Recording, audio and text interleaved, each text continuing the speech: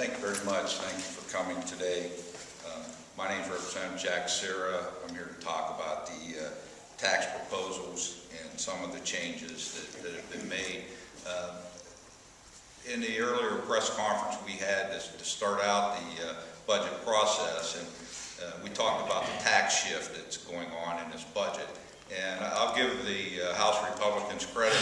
They did remove some of the problem items in the budget as it relates to some of the taxes that go to middle class and working families. However, they continue to push tax policies that benefit the wealthy, the 1%, at the expense of the middle class and working families and our local communities. So the tax shift still exists. They just can't help themselves from thinking that this effort to cut taxes for the wealthy is going to lead to some great economic recovery, and that has been proven time and time again that doesn't happen. Fair taxes should help build an economy that works for the middle class, not just the richest 1% in special interest. And we support a balanced budget that will grow the economy for the long term, and not one that puts the richest 1% over the middle class and working families. We also offered a number of amendments that would help businesses in Ohio, and I think they were very targeted amendments.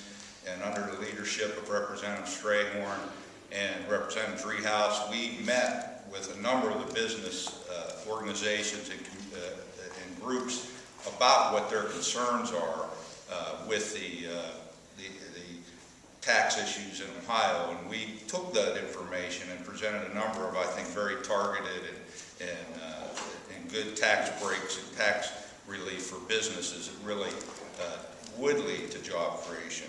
But one of the things that I know I hear from businesses in my community that is not addressed in this budget, and that the leadership and that for the last few years that the majority party has failed to recognize, is the unemployment compensation debt, which continues to add a tax burden to businesses in Ohio. And those are the types of issues that Ohio businesses want to see us work together in a bipartisan way to resolve, just like in the 80s when I was here, we did resolve those problems.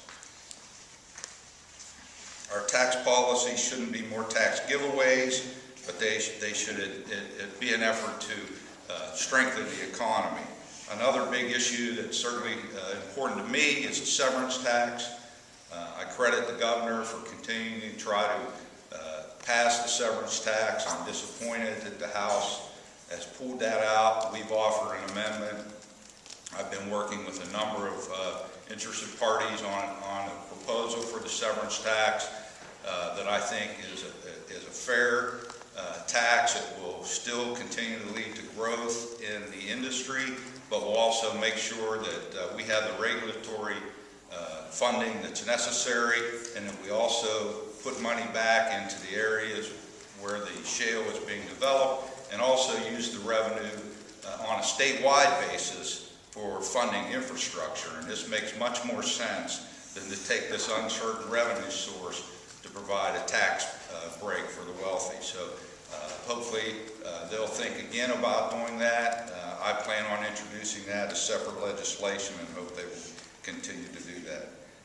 The longer we wait to put a responsible and fair tax system in place, the more communities miss out on their fair share of revenue for essential services, job training, and infrastructure. And the tax shift that continues to neglect our local partners is not one that is going to work for Ohio. So I hope that as we move forward in the next few days, we can recognize that we have to invest in our communities, in our middle class, and that will help Ohio to grow. Thank you.